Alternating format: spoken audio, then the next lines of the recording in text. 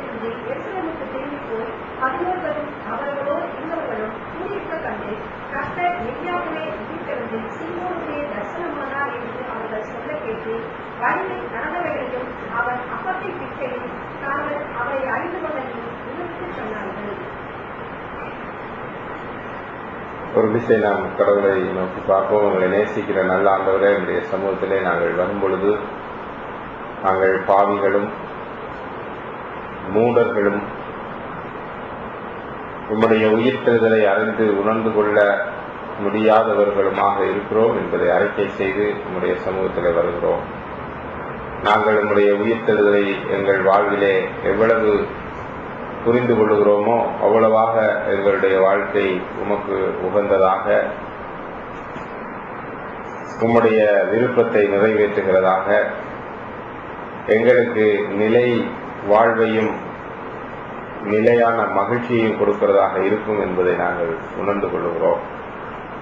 ஆனால் இந்த சீடர்களோடு நீர் இடைப்பட்டது போல எங்களோடு இடைப்பட்டு எங்களுக்கு நீர் அந்த வல்லமையை, அந்த மகிமையை, அந்த உன்னதமான உண்மையை உணர்த்தாவிட்டால் எங்களால் உணர்ந்து கொள்ள முடியாது என்பதை நாங்கள் அறிக்கை செய்தவர்களாக நம்முடைய ஒத்தாசைக்காக நாங்கள் வேண்டி நின்று இந்த வசனங்களை நாங்கள் புரிந்து கொள்ள நீர் எங்களுக்கு உதவி செய்யும்படியாய் நம்முடைய பரிசுத்த ஆவியானவர்களுடைய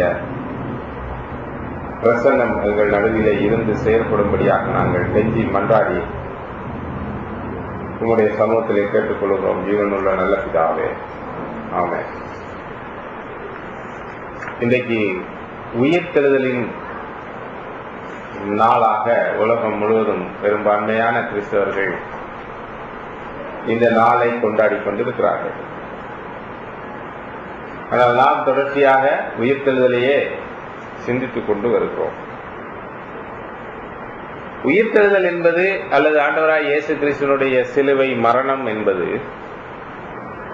ஒரு நாளிலே நினைவு கூறப்பட வேண்டிய ஒரு விஷயமா, அல்லது அது நம்முடைய வாழ்க்கையிலே எப்பொழுதுமே நாம் அறிந்து உணர்ந்து அனுபவிக்க வேண்டிய விஷயமா என்பதை நாம் சிந்தித்து பார்க்க வேண்டும். ஒரு போதகர், மதுரையை சேர்ந்த ஒரு போதகர், லுத்தரன் திருச்சபையை சேர்ந்த போதகர் நேற்று மிகுந்த மனவேதனையோடு கூட சொல்லுகிறார். ஒரு சில லுத்தரன் திருச்சபைகளில இந்த புனித வெள்ளி ஆராதனை நடைபெற்று முடிந்தவுடனே அவர்கள் அந்த கோவிலை கழுவி விடுகிறார்களாம். நீண்ட நாட்களாக அந்த பழக்கம் இருக்குதான். என்ன விஷயம் அப்படின்னு சொல்லி கேட்டா, சுஸ்தி வீட்டுல, செத்த வீட்டுல என்ன செய்வாங்க, அந்த பிணத்தை எடுத்த உடனே வீட்டை கழுவுவாங்க. அந்த விஷயத்தை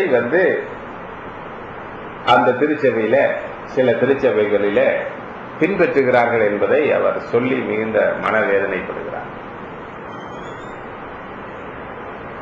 நம்முடைய ஆராதனைகள், நம்முடைய கிறிஸ்தவ நம்பிக்கைகள், நடைமுறைகள் இவையெல்லாம் இந்த உலகத்தினுடைய தாக்கத்திலே இருந்து வருகிறதாக இருக்காமல் இறை வார்த்தையிலே இருந்து வருகிறதாக இருக்க வேண்டும். அவை உயிர்த்தெழுதல் என்ற ஒரு நாளை நம்ம சிறப்பாக கொண்டாடுவதில்லை திருச்சபையாக. அது ஒரு மகிழ்ச்சியான விஷயம், ஏனென்றால் நமக்கு தெரியும் அதை பற்றி. ஆனால் அது உயிர்த்தெழுதல் என்ற அந்த நிகழ்ச்சியோ அல்லது ஆண்டவராய் இயேசு கிறிஸ்துவினுடைய மரணமோ அனுதினமும், ஒவ்வொரு நிமிஷமும், ஒவ்வொரு நாளும், ஒவ்வொரு தருணமும் நம்முடைய வாழ்க்கையிலே நாம் அறிந்து உணர்ந்து அனுபவிக்க வேண்டிய, அனுபவித்துக் கொண்டு இருக்கக்கூடிய உண்மைகளாக இருக்கிறது என்பதை நாம் அனைவரும் அறிவோம். நாம் அதை அறிந்திருக்க வேண்டும். அதை நம்ம ஒரு சிறப்பான நாளிலே கொண்டாடுவதற்காக ஆண்டவர் அந்த நிகழ்ச்சியை நடப்பிக்கவில்லை என்பதை நாம் புரிந்து கொள்ள வேண்டும். ஆகவே நம்முடைய தொடர்ச்சியான தியானம், அதனாலதான் நம்ம உயிர்த்தெழுதலின் நாளிலே மட்டும் தியானிப்பதில்லை, அல்லது இந்த உயிர்த்தெழுதலின் நாளில் இடையில வரும் அப்படின்னு நினைச்சு கூட நம்ம இந்த உயிர்த்தெழுதலை குறித்த நம்முடைய தியானத்தை ஆரம்பிக்கவில்லை. நாம் வேதாகமத்தில் இருக்கக்கூடிய மிக முக்கியமான அடிப்படையான காரியமாகிய இந்த உயிர்த்தெழுதலை தொடர்ச்சியாக நாம் சிந்தித்துக் கொண்டு வருகிறோம். மார்க்கு, மத்தேயு போன்ற நற்செய்தி நூல்களில் இருக்கக்கூடிய விவரங்களை படித்த பிறகு இப்பொழுது நாம் லூக்காவுக்குள்ளே வருகிறோம்.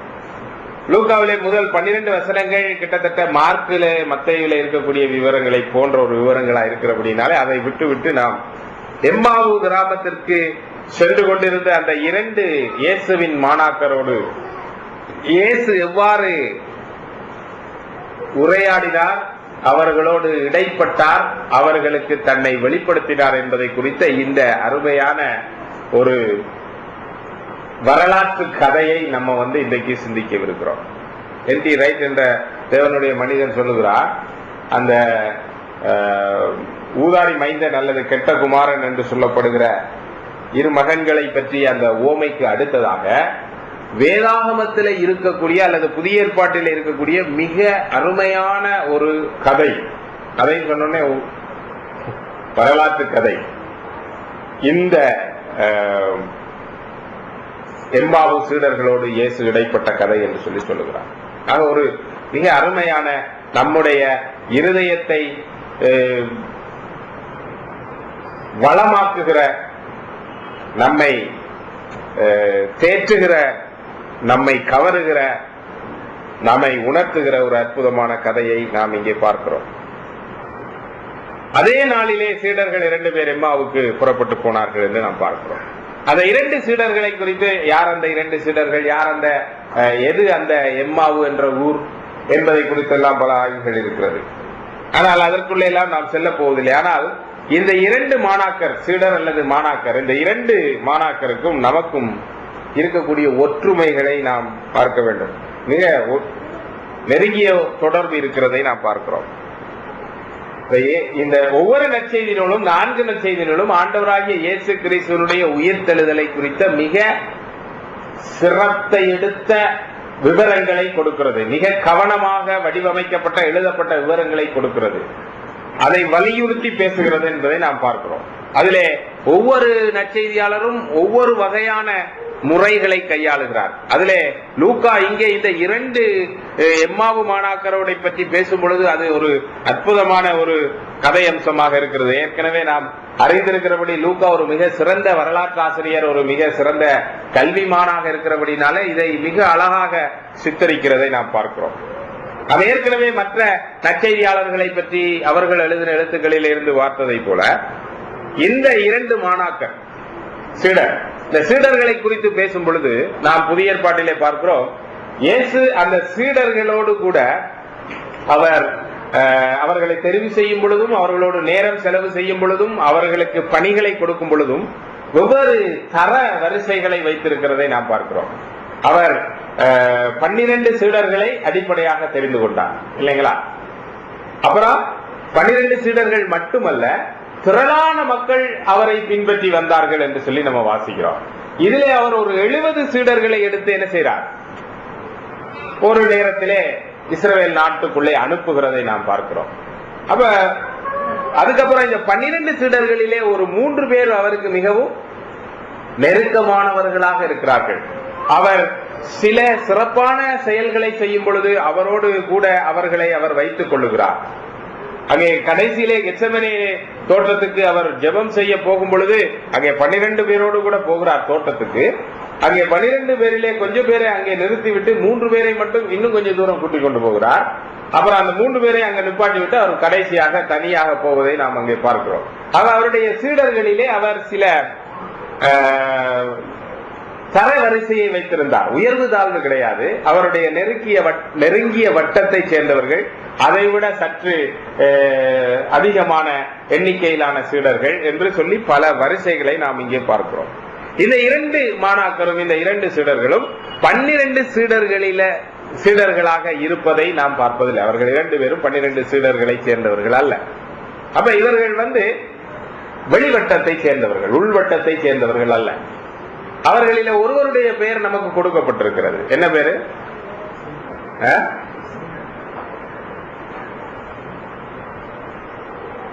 வேதாகமத்தை பாருங்களேன், வேதாகமத்துலதான் எழுதியிருக்கு, அதைத்தான் நம்ம வாசிச்சோம். ஒரு சீடரனோட 2 பேர்ல ஒருவருடைய பெயர் கொடுக்கப்பட்டிருக்குது. கொஞ்சம் கவனிச்சு பாருங்க. அதுல இருக்கிற விஷயத்தை நம்ம புரிஞ்சு கொள்ளணும்னு சொல்ல முயற்சியோட நம்ம இந்த நேரத்தை செலவு பண்ணணும். அப்ப நீங்க வேதாமத்தை வாசிக்கும் பொழுது கவனிக்கலையா? கிளையோப்பா, கிளையோப்பா என்ற ஒரு சீடர். மற்றவருடைய பெயர் நமக்கு தெரியல. அவர் ஒருவேளை அவர்கள் இருவரும் கணவன் மனைவியாக இருக்கலாம் என்று கூட சில இறையியலாளர்கள் சொல்லுகிறார்கள். ஆனால் நமக்கு அது தெரியாது.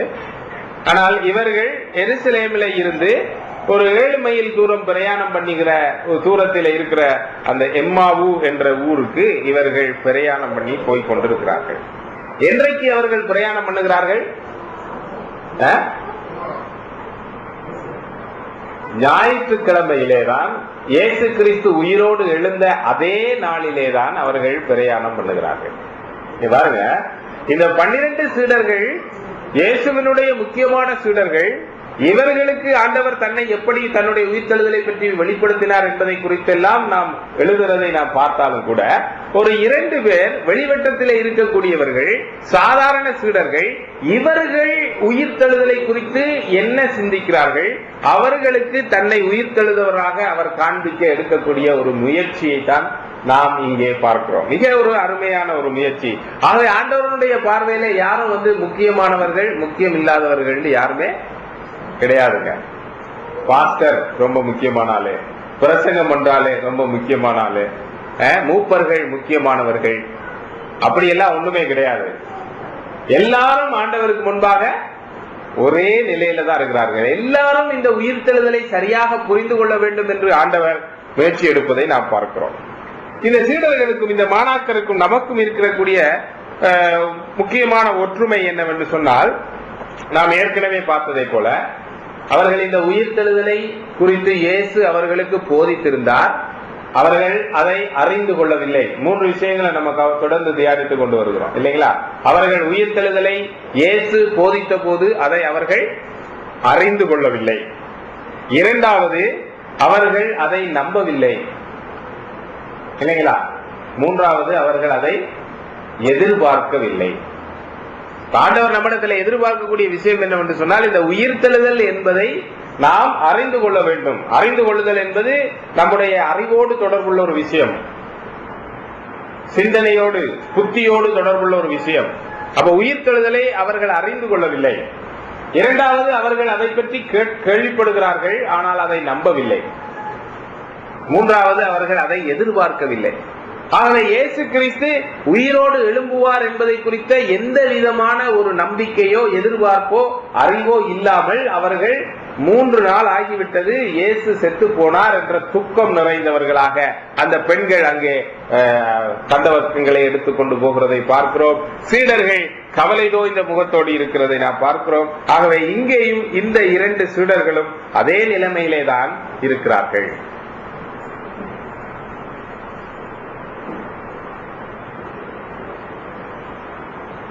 சரி, இப்ப நம்ம கொஞ்சம் சிந்திக்கலாம். சினிமா பாக்குற மாதிரி நம்ம பார்த்துட்டு இருக்காம நம்ம கொஞ்சம் பேசலாம். புரிந்து கொள்ளுகிறோமா அப்படின்னு. இயேசு கிறிஸ்து அவர்களோட இருந்தாரு. இயேசு கிறிஸ்து அவர்களோட 3 வருடம் பிரயாணம் பண்ணினார். அவர்களோட மிக சிறப்பான நட்புள்ளவரா இருந்தாரு. நம்ம எல்லாம் எப்படி நட்பா இருக்கிறோமோ அதே மாதிரிதான். இந்த நீங்க கொடைக்கானலுக்கு எல்லாம் போயிட்டு வந்த மாதிரி தான் இவர் அந்த மக்களை கூட்டிக் கொண்டு, மாணாக்கர்களை கூட்டிக் கொண்டு அவர் என்ன செய்யறாரு, பல ஊர்களுக்கு போறாரு, சாப்பிடுறாரு. விருந்து உண்பது ரொம்ப முக்கியமான, ஆண்டவராய் இயேசு கிறிஸ்துவனுடைய ஊழியத்துல ரொம்ப முக்கியமான விஷயம் ஃபாஸ்டிங் மினிஸ்ட்ரியில ஃபீஸ்டிங் மினிஸ்ட்ரி. நல்லா போய் சாப்பிடுறாரு, ஒவ்வொருத்தருடைய வீட்லயும் போய் சாப்பிடுறாரு. அப்புறம் அவர்களோட சேர்ந்து அவர் கடற்கரைக்கு போறாரு, மலைக்கு போறாரு, மக்களை போய் சந்திக்கிறாரு. அருட்பணி தொடர்ந்து நடைபெற்றிருக்கிறது. இப்ப இவங்களோட உரையாடி கொண்டிருக்கிறார், பேசுகிறார். இன் அண்ட் அவுட் எல்லாமே ஒருவரை ஒருவர் அவர்கள் அறிந்து கொண்டு, இவ்வளவு அதிக நெருக்கமாக இருந்த இந்த சீடர்கள், இந்த மாணாக்கருக்கு ஏன் இந்த உயிர்த்தெழுதலை குறித்த அறிவோ நம்பிக்கையோ எதிர்பார்ப்போ இல்லாமல் போனது? என்ன நினைக்கிறீங்க? பரிசுத்த ஆவியானவர் வரல, அதுக்கு அவன் என்ன செய்வான் பாவம். பரிசுத்த ஆவியானவர் வந்தா தாங்க உயிர்த்தெழுதல் புரியும், இல்லாட்டி உயிர்த்தெழுதலே புரியாது. அப்ப அவங்களை பொறுத்த வரைக்கும் அவர்கள் குற்றமற்றவர்கள். அப்படியா? அதாவது நம்ம எப்பொழுதுமே எந்த ஒரு நிகழ்ச்சியை, எந்த ஒரு செயலை எடுத்துக்கொண்டாலும் அதுக்கு தெய்வீக பக்கம் ஒன்று இருக்கிறது, மனுஷிக பக்கம் ஒன்று இருக்குது. தெய்வீக பக்கத்தை நம்ம இறைவனுடைய சர்வ ஏகாதிபத்தியம்னு சொல்றோம். ஆனால் அந்த விஷயத்தை நம்ம பேசி அதை நம்ம புரிந்து கொள்ளணும்னு வேதம் நமக்கு எதிர்பார்க்குது. அதுல எந்த விதமான தப்புமே கிடையாது. ஒரு மனிதன் ரட்சிக்கப்படலன்னு சொல்லி சொன்னா, ஆமாங்க அவர் ரட்சிக்கப்படல, கடவுள் அவரை இன்னும் ரட்சிக்கல, பரிசுத்தாவியானவர் செயல்படலன்னு சொல்லிட்டு நம்ம அதை சொல்லலாம். ஆனால் அநேக நேரத்தில் நம்ம செய்யக்கூடிய தப்பு என்னன்னா, இந்த சர்வாதிகாரம் என்ற ஒரு விஷயத்தை, மனிதனுடைய பொறுப்பை பற்றி நம்ம சிந்திக்க வேண்டிய இடத்துல நம்ம சிந்திக்க கூடாது. புரியுதுங்களா? இப்ப ரெஸ்பான்சிபிலிட்டி ஆஃப் த டிசைபிள்ஸ் பற்றி நம்ம பேசுறோம். இந்த சீடர்கள், இந்த மாணாக்கர் இயேசுவோடு இவ்வளவு நெருங்கி வாழ்ந்த பொழுதிலும் ஏன் அவர்கள் உயிர்த்தெழுதலை நம்பவில்லை, அறியவில்லை, எதிர்பார்க்கவில்லை? என்ன காரணம்?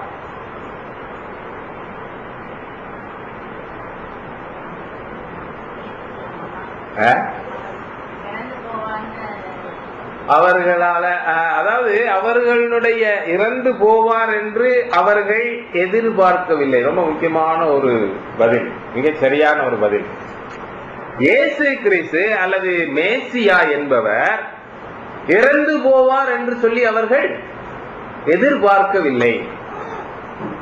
ஆனால் இவர் மேசியா என்பதை அவர்கள் எதிர்பார்த்தார்களா? அறிந்திருந்தார்களா? வாசித்து பாருங்க. அவர் அழகாக சித்தரிக்கிறார்கள். இயேசுவை பற்றி அவர்கள் சித்தரிக்கக்கூடிய அந்த விவரங்களை நீங்கள் வாசித்து பாருங்கள்.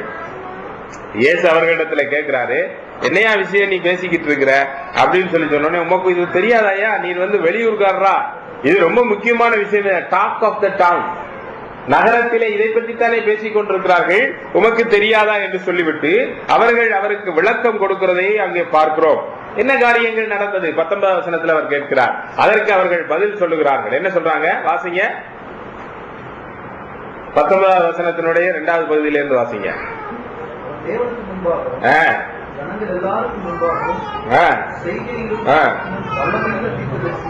இருந்தார். அவர் இயேசு என்பவர், நசரேயனாகிய இயேசுவை குறித்து தான் நாங்கள் பேசுகிறோம். இந்த இயேசு என்பவர் வாக்கிலும் செய்கையிலும் மனிதருக்கு முன்பாகவும் கடவுளுக்கு முன்பாகவும் வல்லமையுள்ள தீர்க்கதரிசியா இருந்தார்கள். எவ்வளவு ஒரு அருமையான புரிந்து கொள்ளுதல்! அந்த புரிந்து கொள்ளுதல்ல தவறு இருக்கா? தவறு இல்லை. மிக சரியான புரிந்து கொள்ளுதல். கடவுளுக்கு முன்பாக மனிதருக்கு முன்பாக கடவுளுடைய அற்புதங்களை செய்கிற தீர்க்கதரிசியாக இருந்தார். உண்மையா பொய்யா? மிகச்சரியான புரிந்து கொள்ளுதல். அது எந்த விதமான பிரச்சனையுமே இல்லை. ஆனால் அவர் இஸ்ரவேலுக்கு மீட்பை கொடுப்பார் என்று நாங்கள் நம்பிக்கொண்டிருந்தோம். அந்த நம்பிக்கை சரியா? 21வது வசனத்தை சொல்றார். சரியா தவறா? அந்த நம்பிக்கை சரியான நம்பிக்கை. இஸ்ரவேலுக்கு மேசியா வந்து என்ன செய்வார்? இஸ்ரவேல் விழுந்து போன தாவீதின் கூடாரத்தை எடுத்து திரும்ப கட்டுவார். இஸ்ரவேலின் சிறையிருப்பை அவர் திருப்புவார். இஸ்ரவேலுக்கு அவர் மறுவாழ்வு கொடுப்பார் என்று நாங்கள் நம்பிக்கொண்டிருந்தோம். அந்த நம்பிக்கை சரியா? அந்த நம்பிக்கையில கரெக்டா தான் வந்துட்டு இருக்கு. எல்லாமே சரியா தான், கரெக்டா தான் போய்கிட்டு இருக்கு. அப்ப எங்க பிரச்சனை வந்ததுன்னு சொல்லி சொன்னால், அவர்கள் இந்த மேசியா, இந்த வல்லமையுள்ள தீர்க்கதரிசி, கடவுளுக்கு முன்பாக வல்லமையுள்ள இந்த தீர்க்கதரிசி, வாக்கிலும் செய்கையிலும் வல்லமையுள்ள இந்த தீர்க்கதரிசி மரணம் அடைவார் என்பதை அவர்களால் ஏற்றுக்கொள்ள முடியவில்லை. இங்கதான் நீங்க வந்து கவனமா கவனிக்கணும். ரொம்ப முக்கியமான விஷயம். அந்த மாணாக்கருக்கும் நமக்கும் இருக்கக்கூடிய ஒற்றுமை. தயவுசெய்து இதை கவனிச்சு கேளுங்க. அநேக நேரத்தில் நம்முடைய கிறிஸ்தவம் வந்து தவறான கிறிஸ்தவமா இருக்குது. அதாவது என்ன நடக்குதுன்னு சொல்லி கேட்டீங்கன்னா, அவங்களுக்கும் நமக்கு என்ன ஒற்றுமை இருக்குன்னா, இன்னைக்கு இருக்கக்கூடிய கிறிஸ்தவர்களுக்கும் இந்த மாணாக்கருக்கும் அல்லது இயேசுவை பின்பற்றின சீடர்களுக்கும் இருக்கக்கூடிய ஒற்றுமை என்னவென்று சொன்னால், இவர்களுக்கு ஒரு மிகப்பெரிய பிரச்சனை இருக்கிறது. என்ன பிரச்சனை? இவர்கள் இஸ்ரவேல் மக்களாக ரோமர்களுக்கு அடிமைகளாக இருக்கிறார்கள். பல நூற்றாண்டுகளாக அவர்கள் தங்கள் நாட்டை இழந்து சிறையிருப்புக்கு போய் அகதிகளாக மாறி இப்பொழுது மறுபடியும் திரும்ப நாட்டிலே வந்து குடியிருந்தாலும் சொந்த நாட்டிலேயே அவர்கள் அகதிகளாக இருக்கிறார்கள். அங்கே ரோமர்கள் அவர்களை ஆட்சி செய்து கொண்டிருக்கிறார்கள். அவர்கள் இன்னும் சிறையிருப்பின் காலத்திலே தான் வாழ்ந்து கொண்டிருக்கிறார்கள். இப்ப இயேசு கிறிஸ்து வருகிறார். வரும் பொழுது இறையரசு வந்திருக்கிறது என்கிறார். இறையரசு வந்திருக்கிறது, நான் உங்களை விடுவிக்கிறேன், நானே இரட்சகர், நானே உங்களுக்கு யாத்திராகமத்திலே நடைபெற்ற அந்த அப்பத்தை கொடுத்து சாகாமல் இருந்து செத்து போன அந்த மக்களுக்கு கொடுத்த அப்பத்தை விட மேலான அப்பத்தை நானே கொடுக்கிறேன், நானே மீட்பர், நானே உங்களை விடுதலை செய்கிறேன் என்று சொல்லி சொன்ன உடனே இவர்களுடைய எதிர்பார்ப்பு என்ன? எனக்கு இஸ்ரவேல் நாட்டில் இருந்து எங்களுக்கு இஸ்ரவேல் நாடாகிய எங்களுக்கு விடுதலை வேண்டும், எங்களுக்கு ஒரு மீட்பர் வேண்டும் என்று இவர்கள் எதிர்பார்த்துக் கொண்டிருக்கிறார்கள். அவர் சொல்லுகிற விஷயமும் இவர் சொல்லுகிற விஷயமும் பொருந்தி போகிறது. பெரும்பாலும் பொருந்தி போகிறது. எவ்வளவு போகுது? 80% பொருந்தி போகிறது. உடனே இவங்க என்ன வந்தாங்க? எல்லாவற்றையும் விட்டுவிட்டு இயேசுவை பின்பற்றி வந்து விட்டார்கள். என்ன நம்பிக்கையில இயேசுவை பின்பற்றி வந்தார்கள்? தங்களுடைய எதிர்பார்ப்பை, தங்களுடைய பிரச்சனையை இயேசு கிறிஸ்து தீர்த்து வைப்பார். உண்மைதான், இயேசுவும் அதைத்தான் சொல்றாரு. அதனால இயேசு பின்பற்றி வந்துட்டாங்க.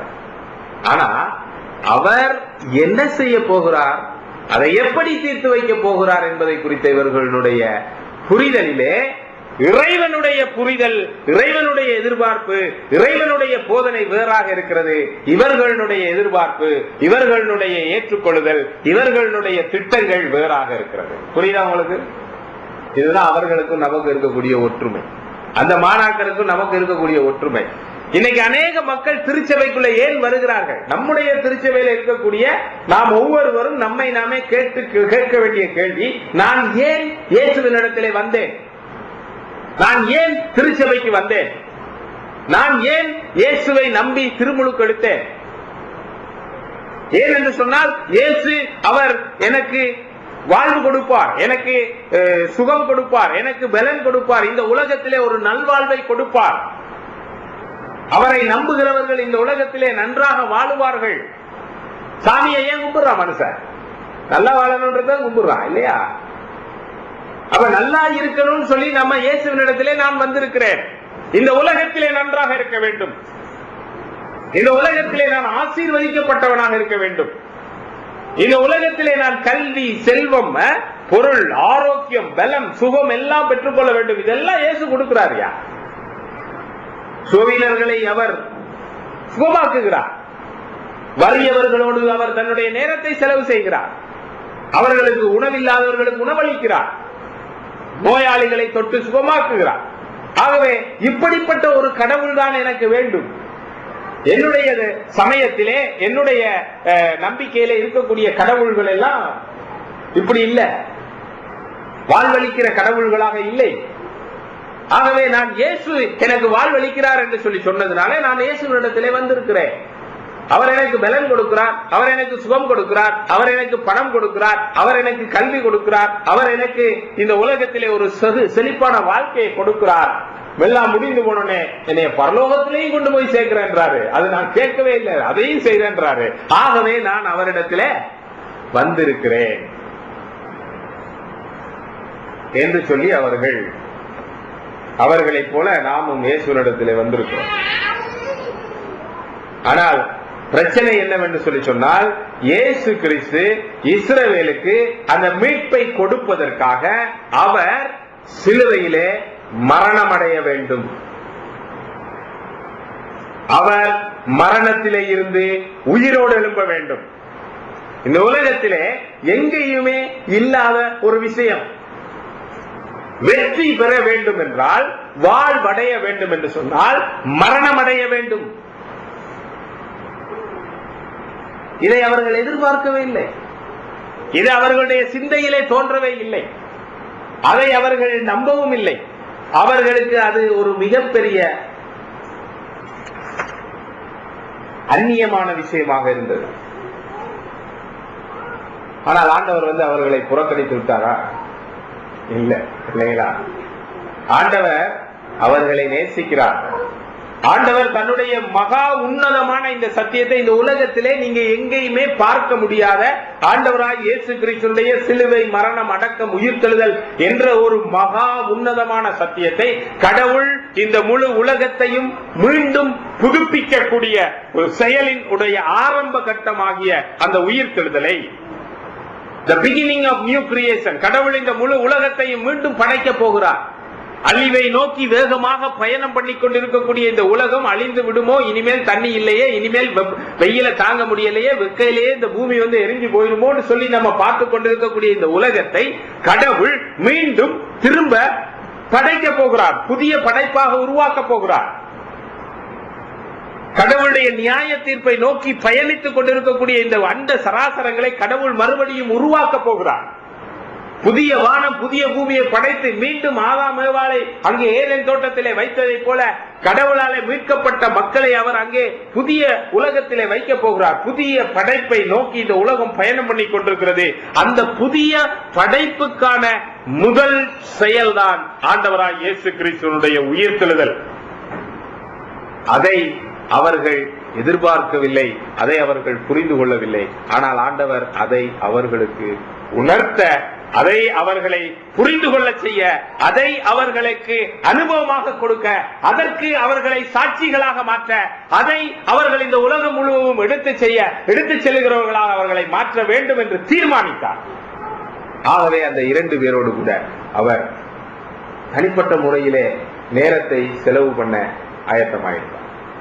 நீங்க பார்த்திருப்பீங்க ஒரு வீடியோ, ஒரு மிகப்பெரிய ஜாம்பவான் பிரசங்கி ஒருத்தர், பாத்தீங்களா என்னமோ தெரியல. அதுல அவர் சொல்லுவாரு, சென்னையை சேர்ந்தவர் தான். நான் என்ன இவ்வளவு கடவுளால் வரம் பெற்ற மிகப்பெரிய ஒரு ஊழியக்காரன், நான் உங்களுக்கு பிரசங்கம் பண்றதுக்கு வந்திருக்கேன், ஒரு 200 பேர் வருவீங்கன்னு சொல்லி நான் எதிர்பார்த்து வந்திருந்தா நீங்க ஒரு 50 பேர் உட்கார்ந்துருக்கீங்க. நான் யாருன்னு உங்களுக்கு தெரியுமா? எவ்வளவு பெரிய ஒரு வல்லமை உள்ள ஊழியக்காரன் என்று தெரியுமா? என்னிடத்துல எவ்வளவு ஆசீர்வாதங்கள் இருக்குன்னு தெரியுமா? நீங்க என்ன செய்யணும்னா, நான் உங்களிடத்துல இருக்கும் பொழுது அப்படியே ஸ்ட்ரா போட்டு என்னிடத்துல இருக்கக்கூடிய ஆசீர்வாதத்தை நீங்க உறிஞ்சி எடுக்கணும். நீங்க வாட்டுக்கு இந்த மாதிரி 50 பேர்லாம் உட்கார்ந்து இருந்தீங்கன்னா நான் என்ன செய்ய மாட்டேன், உங்களுக்கு எல்லாம் பிரசங்கம் பண்ண மாட்டேன். நான் வெளியே பெரிய இடங்கள்ல என்னை கூப்பிடுறாங்க, அந்த இடத்துக்கு நான் போயிடுவேன் அப்படின்னு சொல்லி அந்த ஆள் சொல்றாரு.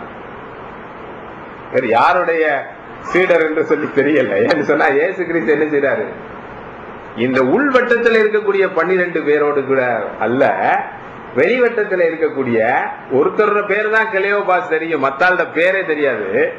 இவங்க 2 பேரோட கூட அவர் தனிப்பட்ட முறையிலே நேரம் செலவு பண்ணுகிறார், அவர்களோடு அவர் பிரயாணப்படுகிறார். அவர்களை நான் உணர்த்துவேன், அவர்களுக்கு இந்த விஷயத்தை போதித்து அவர்களுடைய மனக்கண்களை திறந்து இந்த உண்மையை அவர்களை அறிந்து கொள்ள செய்வேன் என்று திட்டம் பண்ணி அவர்களோடு போகிறார். இதுதான் மெய் கிறிஸ்தவம், இதுதான் இயேசுவினுடைய வழி. ஆக நம்மளும் அறியாமையில இருக்கிறோம், நம்ம அதை புரிந்து கொள்ள வேண்டும். இந்த உயிர்த்தெழுதலை நம்ம புரிந்து கொள்ள முடியவில்லை. அநேக நேரத்துல நம்ம உயிர்த்தெழுதலை இன்னும் இந்த உயிர்த்தெழுதலை நம்ம புரிந்து கொள்ளும் பொழுதுதான் நாம் கிறிஸ்தவர்களா இந்த உலகத்திலே வாழ முடியும் என்று அப்போஸ்தலனாகிய பவுல் ஜெபிக்கிறார். அதை பற்றி நம்ம அடுத்த பின்னாட்கள்ல சிந்திப்போம். அப்ப இந்த உயிர்த்தெழுதலை புரிய செய்வதற்காக ஆண்டவர் இந்த சீடர்களோடு ஈடுபடும் பொழுது ஒரு 5 விஷயங்களை அவர்களுக்கு அவர் கொடுக்கிறார். 5 காரியங்களை அவர் கொடுக்கிறார். அதை நம்ம நினைவில் வைத்துக் கொள்வதற்கு எளிமையா இருக்கிறதுக்காக 5 காணா வரிசையில நம்ம சிந்திக்கிறோம். முதலாவது, அவர்களுக்கு அவர் கடும் துயரத்தை கொடுத்தார். முதலாவது என்னத்தை கொடுத்தாருங்க? கடும் துயரத்தை அவர்களுக்கு கொடுத்தார். இயேசு கிறிஸ்துக்கு மிக தெளிவாக தெரியும் தான் மரணம் அடைய போகிறேன் என்று. அவர்களுக்கு அவர் அதை சொல்றாரு, அதை உயிர்த்தெழ வேண்டும் என்பதையும் அவர்களுக்கு சொல்லுகிறார். ஆனால் இவர்களால் அதை புரிந்து கொள்ள முடியவில்லை, இவர்களால் அவர்கள் அதை ஏற்றுக்கொள்ள முடியவில்லை, அதை நம்ப முடியவில்லை. இவர்கள் என்ன எதிர்பார்த்து கொண்டிருக்கிறார்கள்? எங்களுடைய விருப்பங்களை இவர் நிறைவேற்றுவார். என்ன செய்வாருங்க? எங்களுடைய விருப்பங்களை இவர் நிறைவேற்றுவார். ஓகே, உங்களுடைய விருப்பங்கள், உங்களுடைய தேவைகள், உங்களுடைய பிரச்சனைகள் எல்லாமே கடவுளுடைய திட்டத்திலே இருக்கிறது. நிச்சயமாக உங்களுக்கு சுகம் தேவை, நிச்சயமாக உங்களுக்கு பலன் தேவை, உங்களுக்கு ஆரோக்கியம் தேவை, உங்களுக்கு கல்வி தேவை, எல்லாமே அந்த திட்டத்துக்குள்ள இருக்கிறது. இஸ்ரவேல் நாட்டுக்கு விடுதலை தேவை, எல்லாமே உள்ளே இருக்கிறது. ஆனால் ஆண்டவருடைய திட்டம் என்ன என்பதை நீங்கள் புரிந்து கொள்ளவில்லை என்று சொல்லி சொன்னால், அவர் உங்களை அதை புரிந்து கொள்ள செய்வதற்கு உங்களுக்கு அவர் கொடுக்க போகக்கூடிய முதல் ஆசீர்வாதம் என்னவென்று சொன்னால் கடும் துயரம். அவர்கள் எப்படி துக்கப்படுறாங்க பாருங்க. ஆண்டவர் 17வது வசனத்துல வாசிக்கிறோம், அவர்கள் அவரிடம் நீங்கள் வழிநெடுகிலும் ஒருவரோடு ஒருவர் என்னத்தை குறித்து பேசிக் கொண்டு போகிறீர்கள் என்று அவர் கேட்ட பொழுது, உடனே, அதாவது புதிய மொழிபெயர்ப்புல இயேசுவே நீங்கள் துக்கமா இருக்கிறீர்கள் என்று சொல்வதை போல இருக்கிறது பழைய மொழிபெயர்ப்புல. புதிய மொழிபெயர்ப்பை நீங்க வாசித்து பார்ப்பீர்கள் என்றால், புதிதாக வரக்கூடிய எல்லா ஆங்கில மொழிபெயர்ப்புகளும் அப்படித்தான் சொல்லுது. இயேசு அவர்களோடு நீங்கள் வழிநெடுக ஒருவரோடு ஒருவர் என்னத்தை குறித்து பேசிக் கொண்டிருந்தீர்கள் என்று கேட்ட பொழுது, உடனே அவர்கள் துக்கம் தோய்ந்த முகத்துடன் அந்த இடத்திலேயே நின்று விட்டார்கள். துக்கம் தோய்ந்த முகத்துடன் அந்த இடத்திலேயே நின்று விட்டார்கள். மனித வாழ்க்கையிலே ஆண்டவர் துன்பத்தை அனுமதிக்கிறார். மனித வாழ்க்கையிலே மனிதன் தன் மீது துன்பத்தை வருவித்துக் கொள்ளுகிறார். துன்பம் என்பது மனித வாழ்க்கையிலே மறுக்க முடியாத உண்மை, தவிர்க்க முடியாத உண்மை. இந்த துன்பத்தை நம்ம சரியாக புரிந்து கொள்ள வேண்டும். துன்பத்தை விட்டு தப்பி ஓடுவதற்கு நம்ம எத்தனை முயற்சிகள் எடுத்தாலும் திரும்ப திரும்ப நம்ம அந்த துன்பம் என்ற வலைக்குள்ளே விழுந்து போறோம். அதனாலதான் இவர் என்ன செய்றாரு, புத்தர் போன்றவர்கள் யோசிச்சு பாக்குறாங்க, என்னடா இது என்ன பிரச்சனை அப்படின்னு சொன்னா, ஆசையே துன்பத்துக்கு காரணம், துன்பம் இல்லாமல் வாழ்க்கை இல்லை, அவை ஆசையை தவிர்த்தால் துன்பத்தை தவிர்க்கலாம் என்று சொல்லி பல திட்டங்கள் எல்லாம் மனிதர்கள் ஆண்டாண்டு காலமாக, நூற்றாண்டு காலமாக சிந்தித்துக் கொண்டிருக்கிறார்கள். ஆனால் விஷயம் என்னவென்றால், உண்மை என்னவென்று சொன்னால், துன்பம் என்பது மனித வாழ்க்கையிலே பாவத்தினுடைய விளைவு. கடவுள் அந்த துன்பத்தை தன்னுடைய சர்வ ஏகாதிபத்தியத்தின்படி தன்னிடத்திலே மக்களை இழுத்துக் கொள்வதற்காக, தன்னுடைய உண்மைகளை அவர்களுக்கு போதிப்பதற்காக பயன்படுத்துகிறார். துன்பத்தில இருந்து நம்ம தப்பிச்சு ஓட முடியாதுங்க. துன்பம் தேவை. துன்பத்தை ஆண்டவர் சும்மா நமக்கு கொடுத்துட்டு அவர் வேடிக்கை பார்க்கல. இவர்கள் இங்கே துக்கப்படுகிறார்கள். ஏன் துக்கப்படுகிறார்கள்? எதுக்காக துக்கப்படுறாங்க? என்ன காரணம்? இயேசு செத்து போயிட்டாரு. 40 நாள் மக்களுக்கு எல்லாம் மிகப்பெரிய துன்பம். இயேசு செத்து போயிட்டாரு. இயேசு செத்து போயிட்டாரு, துன்பப்படுறாங்க. எங்களை மீட்க வந்த இந்த இரட்சகர் செத்து போய்விட்டார், முடிஞ்சு போய்விட்டது. இயேசு துன்பத்தை அவர் அனுபவித்தார். அந்த துன்பம் இவர்களுக்கு துக்கத்தை கொடுத்தது. இஸ்ரவேல் இந்த உலகத்திலே பல்வேறு விதமான துன்பங்களை அனுபவிக்கும்படியாக பாவத்தின் நிமித்தமாக கடவுளாலே விடப்படுகிறது. சஃபரிங், சிக்னஸ், பெர்சிக்யூஷன், இதெல்லாம் பல வார்த்தைகள். பாடுகள், துன்பங்கள், உபத்திரவங்கள், கஷ்டங்கள், இதன் வழியாக கடவுள் நம்மை அனுமதிக்கிறார். அதனாலதான் ஜெயசிரேன் சொன்னாரு, துன்பத்தை போல சிறந்த போதகர் யாருமே இல்லை. துன்பம், வேதனை, கஷ்டம், வியாதி, மரணம் நம்முடைய வாழ்க்கையில வரும் பொழுதுதான் நமக்கு கடவுளை பற்றி யோசிப்போம். அதனால எந்த நேரத்திலேயும் நம்ம சந்தோஷமாவே இருந்தணும்னு நினைக்க முடியாது. சந்தோஷமாக இருக்கவே முடியாதுங்க. எல்லா காலத்திலையும் மனமகிழ்ச்சி இருக்கலாம். ஆனால் முகத்துக்கத்தினாலே இருதயம் சீர்படும். முகத்துக்கம் என்பது ரொம்ப அவசியம். தமிழ்ல எளிமையா ஒரு வார்த்தை சொல்லுவாங்க, அடியாத மாடு படியாது. நமக்கு புரியல அப்படின்னு சொல்லி சொன்னா ஆண்டவர் அடிப்பாரு, நம்மள நிச்சயமா அடிப்பாரு. அந்த அடி என்பது வியாதியா இருக்கலாம், துன்பமா இருக்கலாம், கஷ்டமா இருக்கலாம், பாடுகளா இருக்கலாம். கடவுள் என்ன நமக்கு சொல்றாரு? நின்று யோசிக்க வேண்டும். இவனால மூவ் பண்ண முடியல, அவனுடைய பிரயாணத்தை அவர்களால் தொடர முடியவில்லை. ஏனென்றால் அவர்களுடைய துக்கம், இருதயத்திலே துக்கம் அவர்களை ஆட்கொண்டது. அவருடைய நம்பிக்கையற்று போனது. என்னுடைய வாழ்வை விட்டுவிட்டு வந்தேன், என்னுடைய தொழிலை விட்டுவிட்டு வந்தேன், என்னுடைய எல்லாவற்றையும் நான் விட்டுவிட்டு இவரை நம்பி இவ்வளவு நாள் இவரோட 3 வருஷமா நான் குப்பை கொட்டின. கடைசியா இவர் என்னை கைவிட்டாருங்க. ஒண்ணுமே இல்லை, ஒன்றுமே இல்லை என்ற நிலைமைக்கு கடவுள் நம்மை கொண்டு போய் நமக்கு உண்மையை உபதேசிப்பார். கடும் துயரம், துன்பத்தின் வழியாக நம்ம போகும் பொழுது, அதனாலதான் நீங்கள் உபத்திரவப்படும் பொழுது கர்த்தருக்கு ஸ்தோத்திரம் செலுத்துங்கள் சொல்லுது இல்லையா? சகல விதமான துன்பங்கள், கஷ்டங்கள் வழியாக நீங்கள் போகும்போது ஒன்றுக்கும் கவலைப்படாமல் எல்லாவற்றையும் குறித்து ஸ்தோத்திரத்தோடு கூடிய ஜெபத்தினாலும் வேண்டுதலினாலும் கடவுளுக்கு தெரியப்படுத்துங்கள். ஸ்தோத்திரம் பண்ணுங்க. துன்பம் வந்துச்சுன்னா ஸ்தோத்திரம் பண்ணுங்க. அதனாலதான் திருவள்ளுவர் சொல்றார், துன்பம் வருங்கால் நகிழ்க, சந்தோஷமா இருயா. ஏன்னு சொன்னா துன்பம் இல்லைன்னு சொன்னா நீ பாவத்துல நாசமா போயிரு, உன்னுடைய அறியாமையிலே நீ வாழ்ந்து கொண்டிருப்பாய். ஆகவே துன்பம் ஒரு கடவுளால் கொடுக்கப்படக்கூடிய உயிர்த்தெழுதலை புரிந்து கொள்வதற்கான முதல் ஆசீர்வாதம். இயேசு மரணம் அடையவில்லை என்றால் உயிர்த்தெழுதல் இல்லை. மரணத்தை நாம் புரிந்து கொள்ள வேண்டும், துன்பத்தை நாம் புரிந்து கொள்ள வேண்டும். அந்த அனுபவத்துக்குள்ள அவர்களை ஆண்டவர் வழி நடத்துகிறார். இரண்டாவது நம்ம அங்க பாக்குறோம், அத கானாவுக்காக நான் கழிவிறக்கம் அப்படின்னு சொல்லியிருக்கேன். கழிவிறக்கம் என்று சொல்லிச்சேன்னா கைண்ட்னஸ். அவர்களை ஆண்டவர் துன்பத்துக்குள்ளே சும்மா நம்மள மாதிரி தள்ளி விடுறது இல்ல. பொருளாதாரம், இவன் நம்ம சொல்றதை கேட்க மாட்டாங்கனால இவனுக்கு என்ன செய்யணும், இவனுக்கு ஒரு நல்ல பாடம் கற்பிக்கணும். கணவன் மனைவிக்குள்ளே அந்த மாதிரிதான் இல்லைங்களா? நீங்க சொல்றது கேட்க மாட்டேன்றாங்க, இவங்களுக்கு நம்ம சொல்லி செய்ய முடியாது. ஏதாவது ஒரு நடவடிக்கை ஒன்று எடுக்கணும். எடுத்தாத்தான் இங்க வலிக்கு வருவாங்க. அப்ப இந்த மாதிரி ஆண்டவர் நம்மளை துன்பத்துல தள்ளி விடுறது இல்லைங்க. நம்மள இரக்கத்தோடு தான் அவர் அந்த துன்பத்துக்குள்ள இருக்கிறார். துன்பத்தை நம்ம தவிர்க்க முடியாது. துன்பத்தின் மூலமாகத்தான் மீட்பு. நீங்கள் அநேக உபத்திரவங்கள் வழியாக இறை அரசுக்குள்ளே செல்ல வேண்டும். ஆனால் அப்படி நீங்கள் துன்பத்துக்குள்ளே போகும் பொழுது அவர் கழிவிறக்கத்தோடு, இரக்கத்தோடு, பச்சாத்தாபத்தோடு, ஆங்கிலத்தில் எம்பத்தின்னு சொல்லுவாங்க. சிம்பத்தி வேற, எம்பத்தி வேற. எம்பத்தின்னு சொன்னா அவர்கள் இருக்கிற நிலையிலேயே அவர்களை சென்று சந்திப்பது. பச்சாத்தாபம், கழிவிறக்கம். அவர் என்ன செய்யறாருன்னா அவங்களோட வர்றாரு. இந்த இடத்துல பாருங்க, இவங்க 2 பேரும் எங்க செய்யறாங்க? எருசலேம்ல இருந்து எம்மாவுக்கு போறாங்களா? இவங்க 2 பேரும் தேவாலயத்துல பஸ்கா பண்டிகை முடிஞ்சுதான் போய்கிட்டு இருக்காங்க. பஸ்கா பண்டிகை முடிந்து போகக்கூடிய சாதாரணமான புனித பயணிகளை போல அவர்கள் போய்கொண்டிருக்கிறார்கள்.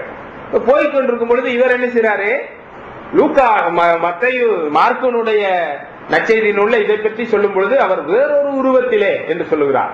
அப்ப இயேசு இந்த லூக்கா சொல்லும் பொழுது அவர்கள் அவரை அறிந்து கொள்ளவில்லை, அவர்களுடைய கண்கள் மறைக்கப்பட்டிருந்தன என்று சொல்லப்பட்டிருக்கு. அப்ப அவர் தன்னை வெளிப்படுத்தவில்லை, வேறொரு நபரை போல இயேசுவை போல அவர்களை காண்பிக்கவில்லை. சாதாரணமாக பிரயாணிகளோடு பிரயாணியாக அவர் பயணம் பண்ணுகிறார். அவர்களுடைய பயணத்திலே அவர் பங்கடைகிறார்.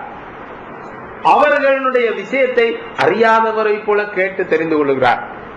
அவர்களோடு அவர் சாதாரணமான ஒரு பிரயாணியை போல போகிறார், பேசிக் கொண்டிருக்கிறார்.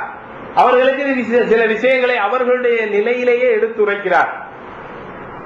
அவர்கள் அங்கே ஊருக்கு எம்மாவுக்கு போகும்பொழுது இவர் என்ன செய்றாரு, தூரம் போவதை போல காணப்படுகிறார். அப்ப இயேசு இந்த இடத்துல நடிக்கிறாரோ, நிறைய விஷயம் எல்லாமே மாறு வேடத்துல நடிக்கிற மாதிரி தெரியுது இல்லைங்களா? நடிக்கிறாரா இயேசு? இல்ல, இயேசு நடிக்கல. இயேசு என்ன செய்யறாரு என்று சொன்னால், அந்த மக்கள் இருக்கிற நிலைமைக்கு இறங்கி அவர்களோடு அவர்களுடைய நிலையிலே இருந்து அவர்களை புரிந்து கொண்டு அவர்கள் புரியக்கூடிய மொழியிலே பேசி அவர்களுக்கு உயிர்த்தெழுதலின் அவசியத்தை உணர்த்துகிறார். புரியுதுங்களா? இப்ப அவர்களோடு இருந்து அவர்களுடைய நிலையிலே அவர்களை பேசி அவர்களை அந்த நிலையிலே இருந்து உயர்த்தி மேலே கொண்டு வருவதுதான் அவருடைய நோக்கம்.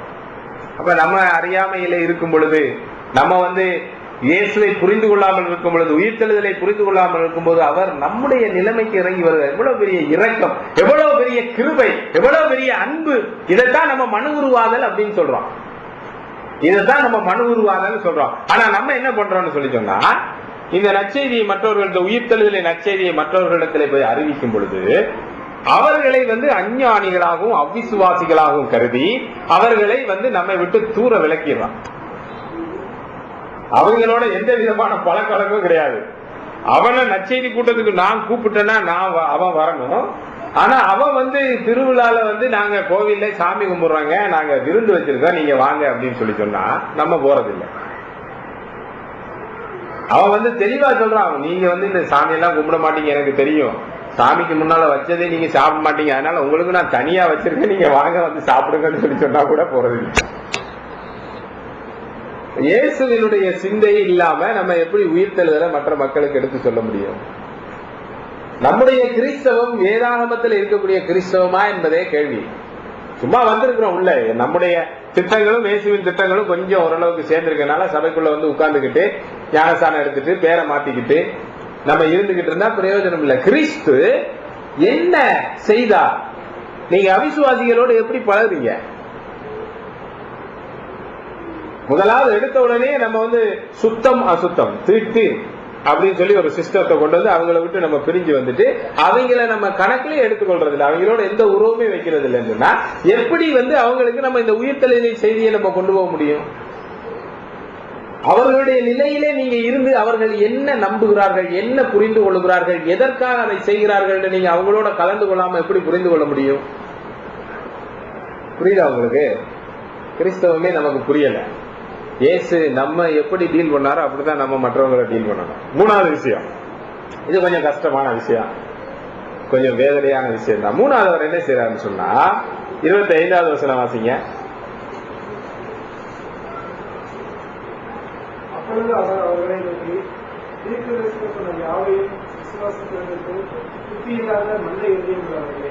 விசுவாசிக்கிறதற்கு புத்தி இல்லாத மந்த இருதயம் உள்ளவர்களே, கடும் சொற்களை அவர் பயன்படுத்தினார், கடிந்துரைக்கிறார். கடும் சொற்களை பயன்படுத்தி இயேசு அவர்களை கடிந்துரைக்கிறார். இப்ப நீங்க வாசித்த அந்த பழைய மொழிபெயர்ப்பை விட புதிய மொழிபெயர்ப்பை பார்த்தீர்கள் என்றால், அப்பொழுது அவர் அவர்களிடம், நீங்கள் எவ்வளவு மூடர்களாய் இருக்கிறீர்கள், நீங்கள் எவ்வளவு மூடர்களா இருக்கிறீர்கள். NIV மொழிபெயர்ப்புல மட்டும் ஓ ஃபூலிஷ் அப்படின்றார். ஓன்ற வார்த்தை சேர்க்கப்பட்டிருக்கு, மூல மொழியில அது இருக்குது. ஓ எவ்வளவு முட்டாளா இருக்கீங்களா, முட்டாப்பயலா இருக்கிறீங்களேடா, புரியவே இல்லையாடா உங்களுக்கு வேதம், பைபிளை வாசிக்கிறீங்களே உங்களுக்கு புரியவே இல்லையா, இவ்வளவு நாள் நீங்க பைபிளை வாசிக்கிறீங்க, திரும்ப திரும்ப ஆதியாகமத்தில இருந்து வெளிப்படுத்த விசேஷம் வரைக்கும் மாறி மாறி டெய்லி ஒரு அதிகாரம் வாசிக்கிறீங்க, உங்களுக்கு புரியவே இல்லையா, முட்டாள்களே என்று சொல்லி இயேசு அவர்களை சொல்லுகிறார். மக்கள் சில நேரங்களில் சொல்றாங்க, நீங்க பிரசங்கிகள் கடினமான வார்த்தைகளை முட்டாள்கள் மூடர்கள் இந்த வார்த்தையெல்லாம் பயன்படுத்தக்கூடாது அப்படின்னு சொல்லி. ஆனா இயேசு கிறிஸ்து பயன்படுத்துறாரு. இயேசு கிறிஸ்து மட்டுமில்ல, வேதாகமம் முழுவதும் நம்ம அதை பார்க்கிறோம். மோசையினுடைய காலத்திலிருந்து, தீர்க்கதரிசிகளுடைய காலத்திலிருந்து, நீ ஏசாயா தீர்க்கதரிசியினுடைய 1வது அதிகாரத்தை எடுத்து பார்த்தீங்கன்னு சொன்னா அவர் சொல்றாரு, மாடு தன் கழுதை தன் எஜமானையும், மாடு தன் ஆண்டவனுடைய முன்னணையையும் அறியும், என் ஜனமோ அறிவில்லாமலும் உணர்வில்லாமலும் இருக்கிறது. அப்படின்னா என்னதான்?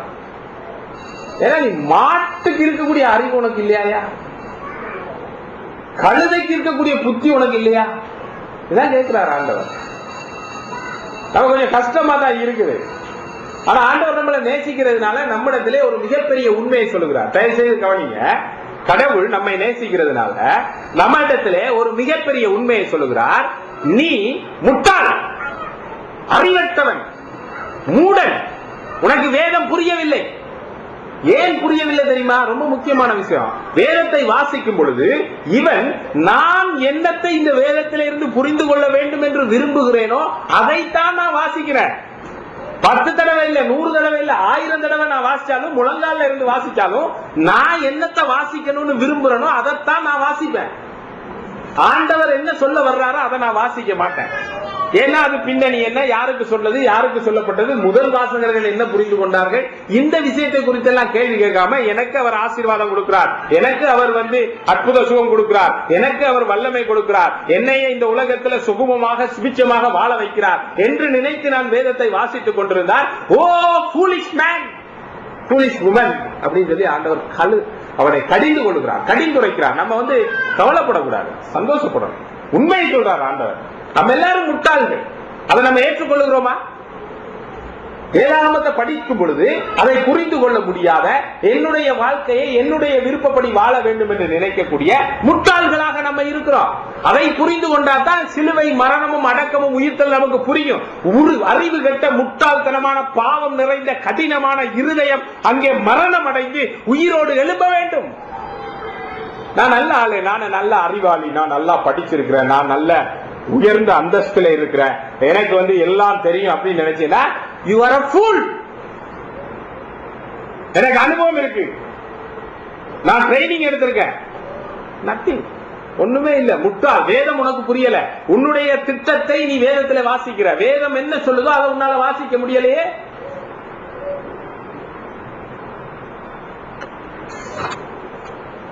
ஆகவே அவர் கடிந்து கொள்ளுகிறார். நம்ம ஏற்றுக்கொள்ளணும். ஆண்டவரே, ஆமாண்டவரே, நான் முட்டாள், நான் பாவி. அனுதினமும் நம்ம பாவம் செய்யும் பொழுது, பாவம் செய்யக்கூடாதுன்னு தெரியும் நமக்கு, ஆனா நம்ம பாவம் செய்யறோம். நம்ம முட்டாளா இல்லையா?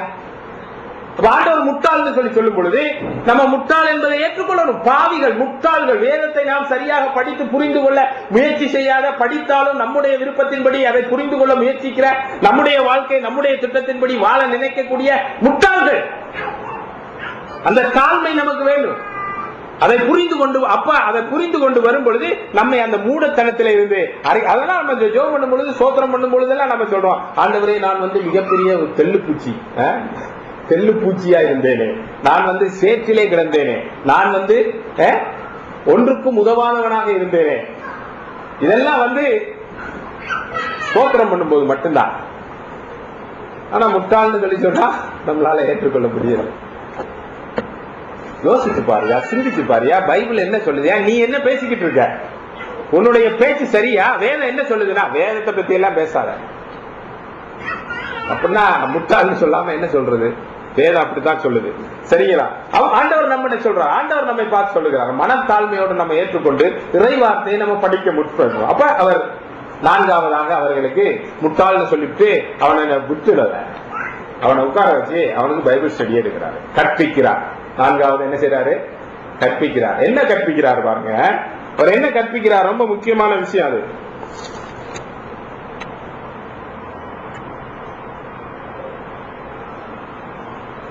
முட்டாள்களா இருக்கிறீர்களே என்று சொல்லிவிட்டு இறைவாக்கினர் சொல்லதையெல்லாம் விசுவாசிக்காத அளவு உங்கள் இருதயம் மந்தமாய் இருக்கிறதே. மேசியா இந்த வேதனைகளை எல்லாம் அனுபவித்த பின் அல்லவா மகிமைக்குள் போக வேண்டும்.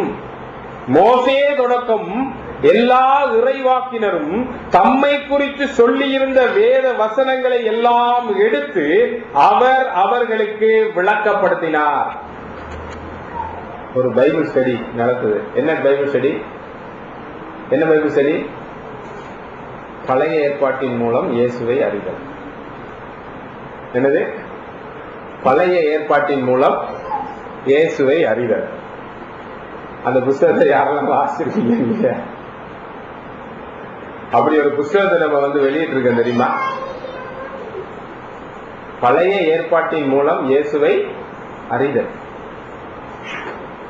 மோசையிலே இருந்து தீர்க்கதரிசிகள் வரைக்கும் இருக்கக்கூடிய ஒவ்வொருவரும் தன்னை குறித்து என்ன சொல்லி இருக்கிறார்கள் என்பதை பழைய ஏற்பாட்டில இருந்து இயேசு எடுத்து அவர்களுக்கு டீச் பண்றாரு. பைபிள் ஸ்டடி எடுக்கிறார். ஏன்னா அதுதான் அவனுக்கு வாழ்வை கொடுக்கும். அதுதான் இயேசு யார் என்பதை அவனுக்கு காட்டி கொடுக்கும். அதுதான் உயிர்த்தல்களை அவனுக்கு புரிய செய்யும். ஒருவேளை நீங்க பழைய ஏற்பாட்டின் மூலம் இயேசுவை அறிதலை நீங்க படிக்கலன்னா உங்களுக்கு உயிர்த்தெழுதல் புரிந்து விட்டதுன்னு சொல்லி நீங்க நினைக்கிறதுக்கு வாய்ப்பு குறைவு, மிக குறைவு. கஷ்டமா இருக்கும் அந்த புத்தகத்தை வாசிக்கிறதுக்கு, கொஞ்சம் கடினமா தான் இருக்கும். அதனால அதைத்தான் இங்க இயேசு கிறிஸ்து பேசுறாரு நான் சொல்லல. நம்ம முயற்சி எடுக்கிறோமா? பழைய ஏற்பாட்டை அந்த புத்தகத்தை வாசிக்கிற பத்தி இயேசு பேசல. ஆனா நான் என்ன சொல்ல வரேன்னா, நம்ம எவ்வளவு தூரம் பழைய ஏற்பாட்டை படித்து இறைவார்த்தையில இயேசுவை நம்ம புரிந்து கொள்றதுக்கு முயற்சிக்கிறோம். இயேசு கிறிஸ்துவனுடைய போதனை கற்பித்தலுக்கு கீழாக நம்ம அமர்ந்திருக்க ஆயத்தமா இருக்கிறோமா?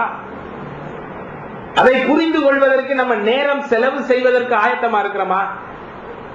ஆண்டவர் நம்மை கற்பிக்கிறார். நமக்கு கற்பிக்கிறதுக்கு பல வழிகளை கொடுத்திருக்கிறார். நம்ம ஒரு சிறிய திருச்சபையா இருந்தாலும் இறை வார்த்தையை போதிப்பதற்கு ஆண்டவர் உங்களுக்கு நிறைய வாய்ப்புகளை கொடுத்திருக்கிறார். அந்த போதனைகளை கற்பிக்க கேட்பதற்கு நம்ம அதற்கு எப்படி நம்ம சொல்லி கொடுக்கிறோம்? கடைசியாக அவ்வளவு விஷயத்தை செய்தாரு. ஆனால் இவங்களுக்கு என்ன செய்யல? புரியல. கடைசியாக அவர் அவர்களுடைய கண்களை திறந்தார் என்று நாம் வாசிக்கிறோம். இவ்வளவு விஷயமும் சொன்னாலும், இவ்வளவு காரியங்கள் அவர்களோடு செய்தாலும், அவர்களை கடிந்து கொண்டாலும், அவர்களோடு இறக்கப்பட்டு அவர்களுடைய நிலைமைக்கு அவர் இறங்கி வந்தாலும், அவர்களை அவர் கற்பித்து அவர்களுக்கு போதித்தாலும், கடுஞ்சொற்களை அவர்களை சொல்லி வைத்தாலும் அவர்களுக்கு ஒன்றும் புரியாது. நிறைய பேர் எனக்கு தெரியுது, நிறைய மக்கள் திருச்சபைகள்ல வெளியே நற்செய்தி சொல்லக்கூடிய இடங்கள்ல எவ்வளவுதான் நீங்க அவங்களுக்கு பேசி பாருங்க, அவங்களுக்கு எதுவுமே எதிராது, எதுவுமே எதிரவே எதிராது. கேட்கும் பொழுது அப்படியே தலையாட்டுவாங்க, இருக்கும்போது திருச்சபையில இருக்கிற மாதிரி இருப்பாங்க. ஆலோசனை சொல்லும் பொழுது ஆமா நான் அப்படியே செய்திடுறேன் அப்படிம்பாங்க. ஆனா அவங்களால என்ன செய்ய முடியாது? மாற முடியாது. காரணம் என்னவென்றால் அவர்களுடைய கண்களை பரிசுத்த ஆவியானவர் என்ன செய்யணும்? திறக்கணும். ஆண்டவர் அப்பத்தை எடுத்து பிட்ட பொழுது கடவுள் அவர்களுடைய கண்களை திறந்தார். உடனே அவனுக்கு உயிர்த்தல், இவர் உயிரோடு எழுப்பி விட்டார் என்ற அந்த செய்தி அவனுக்கு கிடைத்துவிட்டது. உடனே அந்த 7 மணி பிரயாணத்தை உடனடியாக அவன் கிளம்பி திரும்ப ரிட்டர்ன் ஓடுறான். ஓடி போய் அவன் சொல்றான், ஐயா இயேசு கிறிஸ்து உயிரோடு எழுப்பி விட்டார், அவரை நாங்கள் அறிந்து கொண்டோம், அவரை நாங்கள் பார்த்தோம். சொல்லும் போது அவனுக்கு அங்கே தகவல் கிடைக்குது, ஏற்கனவே இயேசு சீமோனுக்கு காட்சி கொடுத்து விட்டார். அப்பதான் அவன் he starts to understand the resurrection, power of resurrection. அப்பயும் அவங்க புரிஞ்சு கொள்ளல. அப்ப அதான் ஆரம்பிக்கிற உயிர்த்தெழுதல் இல்லாமல், உயிர்த்தெழுதலை புரிந்து கொள்ளாமல், இயேசுவின் சிலுவை மரணம் அடக்கம் உயிர்த்தெழுதலை புரிந்து கொள்ளாமல் நமக்கு வாழ்வில்லை. இயேசுவினுடைய விடுதலை அவருடைய வழியில தான் நமக்கு கிடைக்கும். நம்ம நினைக்கிற கிறிஸ்தவம் வேற, இயேசு நினைக்கிற கிறிஸ்தவம் வேற. இயேசு நினைக்கிற கிறிஸ்தவத்திலே மரணம் தான் முதல் படி. இயேசுவினிடத்திலே வருகிற ஒருவனை அவர் சொல்லுகிறார், அவன் மரணம் அடைய வேண்டும். he must come and die. இயேசுவினுடைய பாதத்திலே நாம் மரணம் அடைந்து உயிர் கொள்ள வேண்டும். என்னுடைய சொந்த விருப்பம், எண்ணம், சிந்தனை, என்னுடைய வாழ்க்கை முறை, என்னுடைய பழக்க வழக்கம், என்னுடைய மூதாதையர், என்னுடைய கல்வி அறிவு, என்னுடைய அனுபவம் எதுவுமே அங்கே செல்லாதுங்க. நாம் மரணம் அடைய வேண்டும். எல்லாரும் பாவிகள், முட்டாள்கள் என்பதை அறிந்து கொள்ள வேண்டும். நம்மள ஆண்டவர் மறுரூபப்படுத்துகிறார். அதுதான் உயிர்த்தெழுதல். அந்த உயிர்த்தெழுதல் என்னுடைய வாழ்க்கையில ஆரம்பித்திருக்கிறதா என்பதை நானும் நீங்களும் சிந்தித்து பார்க்க வேண்டும். அந்த உயிர்த்தெழுதலில் ஒவ்வொரு மனிதனும் யாரும் பெர்ஃபெக்ட் கிடையாது. ஒரு பயனும் பெர்ஃபெக்ட் இல்ல. எல்லாரும் பாவிகள். எல்லாரும் அந்த மறுரூபமாக இயேசு கிறிஸ்துவினுடைய உயிர்த்தெழுதலின் வல்லமை அறிய அறிய அறியத்தான் அவன் இந்த புதிய படைப்பை நோக்கிய தன்னுடைய பயணத்திலே முன்னேறி செல்ல முடியும். அந்த உயிர்த்தெழுதலின் வல்லமை உங்கள் இருதயத்திலே செயல்பட ஆரம்பித்திருக்கிறதா? அல்லது இயேசு கிறிஸ்துவிடத்திலே வந்த இந்த உலகத்தில் உங்களுக்கு பொருளாதார ஆசீர்வாதம், சுகம், பலன், கல்வி கிடைக்கும்ன்றதுக்காக சபையில உட்கார்ந்து இருக்கிறது? ரொம்ப முக்கியமான விஷயம். உயிர்த்தெழுதலின் வல்லமையை ஆண்டவர் நமக்கு உணர்த்த திட்டம் பண்ணியிருக்கிறார். இரக்கத்தோடு, கடுஞ்சொற்களோடு அவர் நம்மோடு கூட இறங்கி நம்மோடு பேசி நம்முடைய கண்களை திறக்கிறார். அந்த அனுபவத்துக்கு நம்மை நாம் ஒப்புக் கொடுப்போம். அவருடைய உயிர்த்தெழுதலை நாம் அறிந்து கொள்ள அவருடைய பாதத்திலே நாம் நம்மை ஒப்படைப்போம். அவருடைய கற்பித்தல்களுக்கு நம்மை நாம் சமர்ப்பிப்போம். எங்களை நேசிக்கிற நல்ல தகப்பனே, நாங்கள் பாவிகள் ஆண்டவரே, நாங்கள் முட்டாள்கள், நாங்கள் பலவீனமானவர்கள். நீர் போதிக்கிற விஷயங்களை அறிந்து கொள்ளாத, நம்பாத, எதிர்பார்க்காதவர்களாய் இருக்கிறோம். அதனாலே நாங்கள் இந்த உலகத்துக்குரிய காரியங்களையே சிந்தித்துக் கொண்டிருக்கிறோம். ஆண்டவரே, நீர் இந்த உலகத்திலே எப்படி செயல்படுகிறீர்? உம்முடைய திட்டம் என்ன? உம்முடைய உயிர்த்தெழுதலின் வல்லமை என்ன? அந்த வல்லமை இந்த உலகத்திலே எவ்வளவு மகத்துவமான காரியங்களை எல்லாம் சாதிக்க போகிறது? சிலுவையிலே மரணமடைந்து கல்லறையிலே குணமாக வைக்கப்பட்டிருந்த ஆண்டவராகிய இயேசு கிறிஸ்துவை உயிரோடு எழுப்பின அந்த வல்லமை சாத்தானையும் சாத்தானுடைய சக்திகளாக இன்றைக்கு செயல்பட்டுக் கொண்டிருக்கக்கூடிய அனைத்து தீமைகளையும், மனிதர்களாகிய எங்களுடைய வாழ்க்கையில் இருக்கக்கூடிய தீய எண்ணங்களையும் பாவங்களையும், இது அண்ட சராசரங்களில் இருக்கக்கூடிய தீமைகளை செய்து கொண்டிருக்கக்கூடிய சாத்தானை அனைத்தையும் மேற்கொண்டு மகா மகிமையான உன்னதமான ஒரு புதிய படைப்பை நோக்கிய பயணத்தை உம்முடைய சர்வ வல்லமை அந்த நாளிலே எப்படி ஆரம்பித்தது என்பதை நாங்கள் புரிந்து கொள்ள நீர் எங்களுக்கு உதவி செய்யும்படியாக நாங்கள் வேண்டிக் கொள்கிறோம். எங்களுடைய பாவங்கள், தோல்விகள், பலவீனங்கள், அறியாமைகள், எங்களுடைய குறைபாடுகள் எல்லாம் உம்முடைய உயிர்த்தெழுதலின் வல்லமையினாலே மேற்கொள்ளப்பட முடியும் என்ற அந்த நம்பிக்கையோடு கூட நாங்கள் ஒருவரை ஒருவர் நேசிக்க, ஒருவரை ஒருவர் நாங்கள் கடிந்து கொள்ள, ஒருவரை ஒருவர் நாங்கள் கற்பிக்க, ஒருவரை ஒருவர் நாங்கள் ஆண்டவரை கண் திறக்கிறவர்களாக வாழ நீர் எங்களுக்கு கற்றுத்தரும்படியாக நாங்கள் சுபிக்கிறோம்.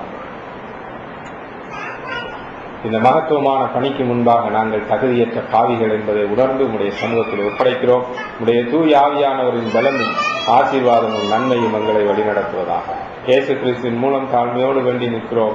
ஜீவனுள்ள நல்ல பிதாவே.